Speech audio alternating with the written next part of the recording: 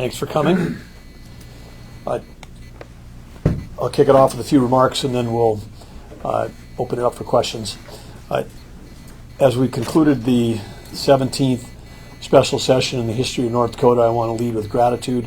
I want to especially thank the majority leaders, Hogue and LaFour, for their collaboration heading into the session, for setting the agenda, and then for executing with efficiency. 2.5 days correcting all the issues related to the OMB Bill that was the cause of the special session. In doing that in a timely and efficient manner was terrific. And of course we conclude here today, in addition to all that gratitude with for resolving all those issues and making some fixes, passing legislation. There is a tremendous amount of disappointment that I have for the citizens in North Dakota because we did squander an opportunity today with the Senate vote to, which could have followed the House lead yesterday where they overwhelmingly voted in support of some additional tax relief for citizens in North Dakota, because we know that citizens in North Dakota are struggling with inflation, and that inflation has been really severe the last few years. I mean, the average family paying over $700 more per month to put food on the table and gas in their car.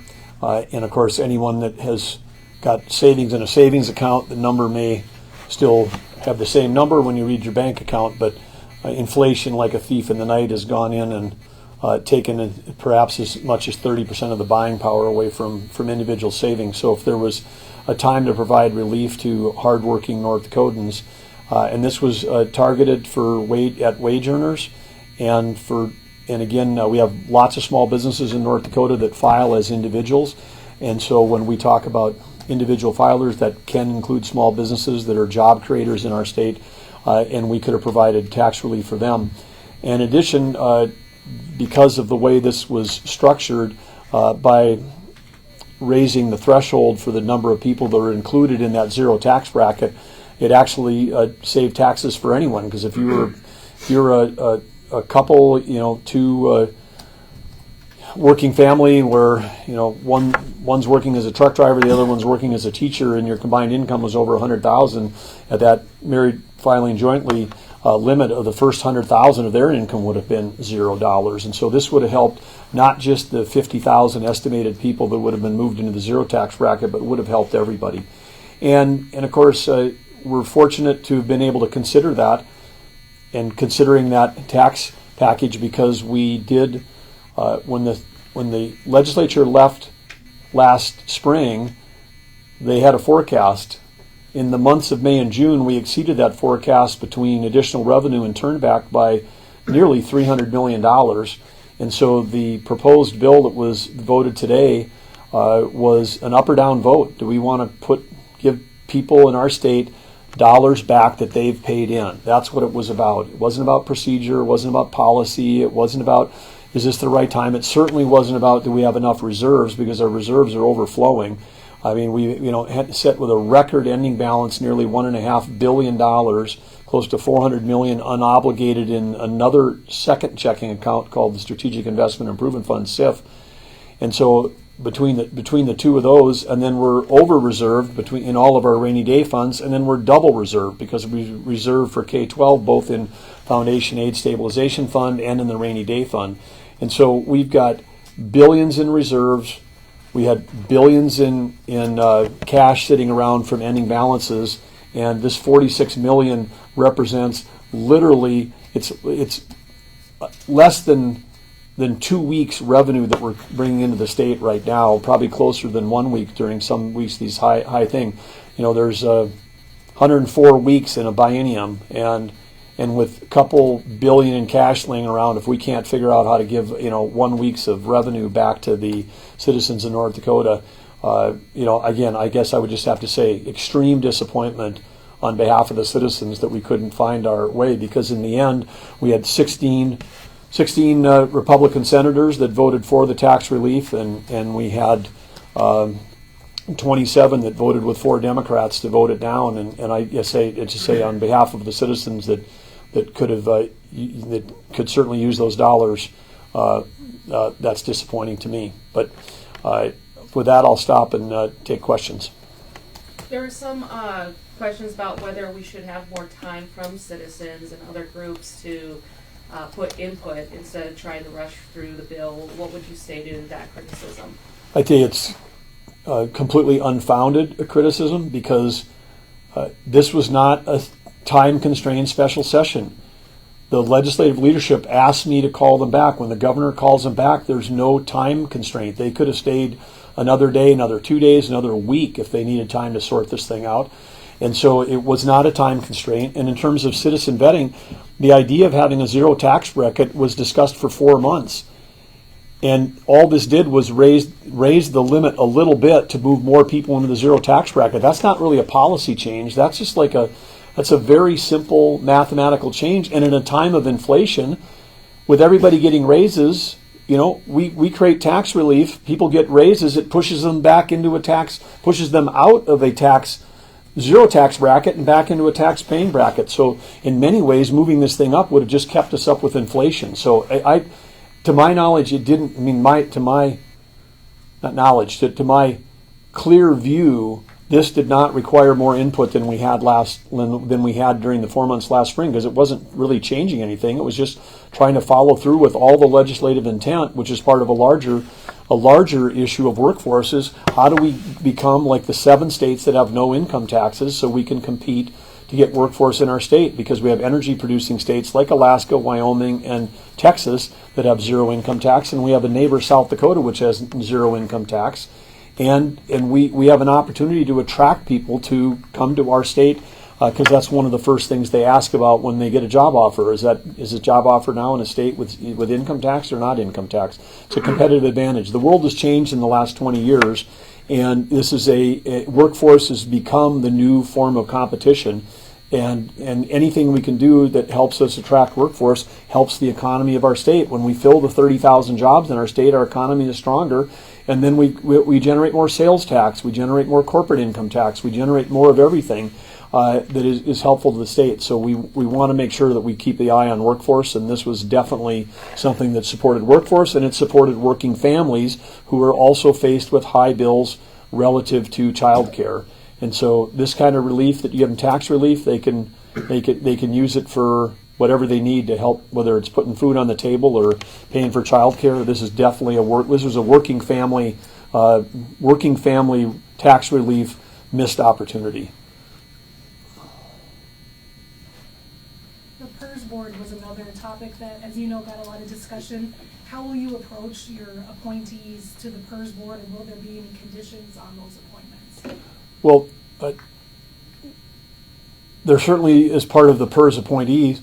We're going to be looking for people that want to follow the law as passed by the legislature, and so that's what we'll be looking for when we're finding those appointees. The legislature did something this last year which was, I think, heroic. Many states have not been able to get it done, which is protect every single state employee that's in the defined benefit plan, protect every retiree that's in the defined benefit plan with both increases in employer match and with massive injections, hundreds of millions of dollars of capital going into that plan to ensure that it's secure and safe for that solemn promise that we've made to all those state employees. But they also created a fantastic tool for workforce for the state, which is creating a 401k plan that's portable, that's got a really high match, that's super competitive and maybe even ultra competitive with the private sector to help us get people to come to work in state government going forward. But in doing that, in protecting everybody in the defined benefit plan, but then creating an attractive recruiting tool in a 401k plan, it solved a workforce problem for us, and it solved a really long-term liability for the state of North Dakota, because with the advances that are coming in biotech and healthcare, entire disease classes are going to be eliminated. If you've got somebody in your family that's under 25, they're likely going to be living to 100. I mean, we're at this inflection point where lifespans are going to increase, and the liability associated with paying people a certain amount every month until they're 100 it was something that in the future, it will bankrupt other states. With this change, North Dakota has protected itself for the future. We've protected everybody that's in the plan, and we've got a tool that's going to help us fill those open spots that we have in state government. We had resistance to actually implementing that plan was coming, from PERS and PERS leadership, and so making this fix now. I mean, they're the reason we're back in here, but now we'll be in a better position to actually implement the laws passed last spring, which is for the benefit of both the people in the plan and the benefit of every future resident in the state of North Dakota going forward. Under this new law, you'll also have expanded power to remove your appointees, which is even a step further than what was previously law. How are you approaching this new precedent with regards to this point? Well, I think this was just a common sense thing that was missing. Wasn't super clear one way or another, but the governor has ability to appoint to close to 150 boards and commissions across the state. It's an important part of how the state runs and getting citizens involved in governance opportunities across the state. And we've got fantastic people. A lot of these boards are volunteer positions, or maybe they get a small per diem, but people are jumping in and serving the state in a great way. But it would make sense that if you can appoint someone, if there's a cause, there should be a process to be able to remove them in these things. And of course, there's exceptions. Not if you're appointing. Governor has the ability to appoint, as I have, people to fill vacancies in statewide electeds. No, there shouldn't be a removal. You appoint them, then the electorate is going to decide whether they stay in that position. When I appoint judges, which I've now appointed a record number of them compared to all governors in the history of North Dakota, there should not be the ability to remove. But on these boards and commissions where people serve at the will of the governor, if they're not doing their job, there ought to be ability to remove that. And I think they've just clarified in the law, which I think was implicit before with these appointments, is that when you serve, you're serving at the pleasure of the person that appointed you. How should the legislature go about the OMB bill and technical corrections, minor adjustments in the future, in your view? Well, I think they'll sort that out. They'll work with the legislative council and get that figured out. Because I think there'll be a lot of mechanisms, but I think there'll be more discipline about again making sure that bills have got a single subject as part of that. But it probably will require some changes. This is something that they've been using as an omnibus bill for over 3 decades, so it'll take some work for them procedurally to think about how they want to do it differently, but I'm confident they'll get it figured out. So how does the action of this session inform your decisions as you're getting ready to present a budget for the 2025 session and that thereabouts? Well, it's a great question, Dave, and I'll tell you it already is, because one of the things that has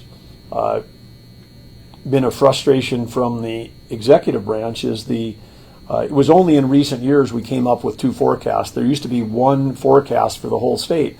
There was an executive forecast. The legislature said, no, we want to come up with our own. If you look at the history of that, the legislative forecast is consistently substantially lower, and some people say that's conservative, but it's a methodology, it's a tool to suppress spending, and I would say, hey, if we're going to try to keep government spending down, that's great. But if that tool also then turns around and people say, oh, we can't do tax relief because somehow we don't have the resources to do it, well, then that's just a complete backfire of what that might have been the intent to do that. And then when we have the actual data like we had during this session, we had the data from May and June. We had the turnback numbers. We had the extra revenue. We knew we had $300 million more. We know that through July, August, September, that we were 6% ahead of next year's forecast and hundreds of millions ahead already. So we knew we were way ahead of where we were when they left town. And taking like a fraction of that, like 1/12 of that new revenue, 1/6 of just the overage, and saying 1/12 and give it back to people seems like the biggest no-brainer in the world to me. But we heard a lot of talk about, oh, we are uncertain about the future. We better cling to these dollars. And that level of belief is almost like misinformation to me. We've got to do a better job of transparently having both the public and the legislators all understand exactly our financial position when they're here, because our financial position has never been stronger. And the idea that we have Republican senators voting no because they're concerned about the financial condition of the state. And I've heard people say, "Oh, well, we had a downturn in 2015 versus now." Well, our state has grown in population tremendously in the last since 2015 downturn. We have got tens of billions of dollars of additional investment across the Bakken, across gas processing that are creating permanent jobs. We've got our reserves are higher than they've ever been. I said, double reserved, and sometimes they're over reserved and double reserved. So we've never had more cash laying around than we have right now. And so we are not in the same spot. But if people think that we're in the same spot as 2015, then we've got to do a better job of helping the public and the legislators understand exactly how strong a position we are. And when I speak of cash, one of the other things which I'm thrilled is in the OMB bill is actually a study on how to improve how we do cash management. Because at a period of high interest rates, right now, this last week, we have a U.S. risk-free 30-day treasury for a moment this week past 5% return. You get 5% annualized return buying a risk-free 30-day treasury. A lot of these dollars I'm talking about, when they're laying around the state, they're required by law to be deposited at the Bank of North Dakota, which is paying 0.6%. So we could be losing 4.5% on all the money that we have because we're not in doing our cash management the way we need to. That doing cash management better and stronger would produce 50s to hundreds of millions of dollars, which could have paid for this relief. But we've now got not enough money, but there is some money in the OMB to be able to do a cash management, because we got cash management across Land Board, SIB, Bank of North Dakota, Treasurer's Office, Water Department, DOT. All of these places are managing such large sums of money right now. We've got to have a sophisticated approach to how we manage cash in our state, particularly if we're not going to do what we're recommending here, is give some of it back to the people that paid the tax in the first place. Is there something that you wish your staff or you would have done to maybe convince those additional senators to vote your way? Well, I think the one thing that was looming is this, there's an attempt to get an initiated measure to eliminate property tax in our state, and that came up from a number of people like, that's creating uncertainty about the future. But I would just say right now that, this has been tried in the past, and if you look at other states that have tried to do this, I can't imagine a bigger disaster for the state of North Dakota than trying to, quote, fix property tax by having no fix in the cost of local government, just change who pays the bill. There is no such thing as property tax relief if a local political subdivision, whether it's a city, a park district, a school district, gets to decide how much they spend, but then somebody else picks up the tab. I mean, think about it. You're going to dinner and people can order whatever they want, but somebody else is going to get stuck with the tab. And right now, people we're spending $5.5 billion in this biennium supporting expenditures at the local level. We have tried and tried and tried and tried to solve, quote, the property tax issue by sending more state dollars to local political subdivisions. And when you subsidize it, just like the federal government subsidizing higher education or health care, the prices go up. When you subsidize local government, you get more local government. And so there isn't this idea that somehow taking 100% of the burden and moving it to the state without any constraint on how local spending is the most, it's full of folly is what it is. I mean, there isn't a world where it works, because why would we even want to have a school board, a local school board, or a local city commission, or a local township board, or a local county commission, or a local park district, if they're going to decide where the money gets spent, but somebody else pays the bill, including people paying income tax, people paying sales tax. I mean, the money would come from somewhere, and it would just be a transfer. It's not actual relief. It just shifts around who picks up the tab. What we talked about today and what got voted down was actual relief. It actually reduced the revenue coming into the state. It helped shrink government, and it helped people it helped people keep money in their own pockets. That's what relief is. That's tax relief. This property thing has to be called. It should be called the statewide cross subsidy for who pays for local government bill. It is not a actual relieving anything, because it doesn't reduce any spending whatsoever. It just changes who picks up the tab. Everybody in the state should pay attention to that, because you could end up thinking you're lowering your property taxes, but you could end up paying for somebody else's bill. Earlier this week, you also called for $70 million in infrastructure investments. What's your take on how that played out this week? Well, again, that was specifically for what's called the flexible fund, which was great. The legislature completed it last spring. It was fantastic because it allowed during sessions the DOT to be nimble when federal grants were coming available, where we can say, yes, we've got the money, we can do a project, we get a federal grant, we get a match, and those projects sometimes were, county, state, local. If you want to lower property taxes, then give us $1 at the state, we'll match it with $1 from the feds, we'll come and do a local project. That actually would then reduce and take the burden of that cost off of the local people, or projects that may not be done. So I thought we put it in there because it had high ROI, just like we did the development, the Destination Development Fund, which is, we know that development destination helps us on workforce, but in almost all those cases, there's a dollar for dollar match with the private sector. So if we have $1 that we invest at the state and gets matched by $1 from another source, like private or federal, then there's 100% return on that state dollar right away. That's 100% return is better than the 0.6% we're getting holding cash, in our coffers here. And so again, it was everything we had proposed this week was with a lens of how do we improve the return on investment for our taxpayers, and how do we keep the economy going in our state relative to infrastructure and workforce, two things that are priorities for us. But as you know, those didn't make it to the table either. And those were existing programs that got cut in funding in the last week of the session because people thought we didn't have enough money to put the money into them. And of course, we now know with hindsight that we had all of the money that we thought we had plus a lot more.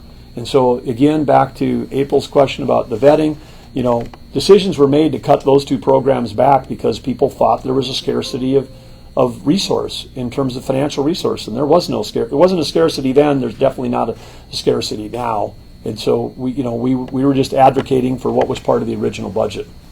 Made sense then, made sense now, with more information. There are some lawmakers this week that talked about maybe we need annual sessions. What are your thoughts on that? Well, if you're going to come back and then not do what needs to be done, I think this is an example of, would this be an example of why you have annual sessions? Because what? Because you have an opportunity to do tax relief and you don't. And then the one thing that the one thing that did happen, which should be mentioned, is when you have an extra session like this creates extra work for everybody in the executive branch. But one group got a $225,000 raise, and that was the legislature giving a raise to their own staff, and that's but taxpayers didn't get anything, but we gave raises to people on top of raises on top of equity increases. They're the only group that got that. And everybody in state government was working harder. But that's not the legislative council's issue. The legislators decided to give them more money, but not the citizens. But that's not on hardworking state employees. Let's be clear about that. Ledge Council had to do a ton of work to make this happen. And so did a lot of other people. So the tax bill, whether it's you introducing it or the final vote, how does that impact your presidential campaign or even possible governor runs? Not whatsoever. Hadn't even thought about it at all. My job that I'm serving right now is serve the people of North Dakota. In my spare time I'm running for president, but my job is serve the people of North Dakota, and in serving the people of North Dakota, I'm going to keep fighting for them. And when we have an opportunity to put cash back in their pocket, we should do that. But it doesn't affect. It doesn't affect it one iota. Matter of fact, you can ask my staff. Hadn't even thought about it. Never even brought it up, or never talked about it. We have by the way, running for president and representing North Dakota is an incredible honor for Catherine and I, because we have an amazing track record of actually doing the kinds of stuff we did last spring, lowering taxes, cutting red tape, being innovative about how we're funding workforce and how we're funding, and the great innovations we've got going on in education. We have what every other state wishes they had. We got among the youngest population in the country with among the highest birth rate. We've got safe cities. We've got great schools. I mean, we've got all the stuff that everybody wishes they had. So it's an honor and a thrill to be representing the state of North Dakota while we're running, because I do believe that we've got some answers that would be really helpful for the whole country. But this week's agenda wasn't part of that. This was just trying to extend what we were working on last spring during last spring's session, and we cut some things short because we thought we were short of money. Now we had the resources. Let's reinstate those elements across infrastructure and workforce and tax relief. So it was the same agenda we had last spring, unchanged. Okay. I suppose, what do you say? I think there was some comments from legislators that we haven't seen the effect of the income tax cut from 6 months ago. Let's let that have some effect. We would still have this $300 million, next session, I assume, to do whatever with. Why is waiting not, I guess, appropriate?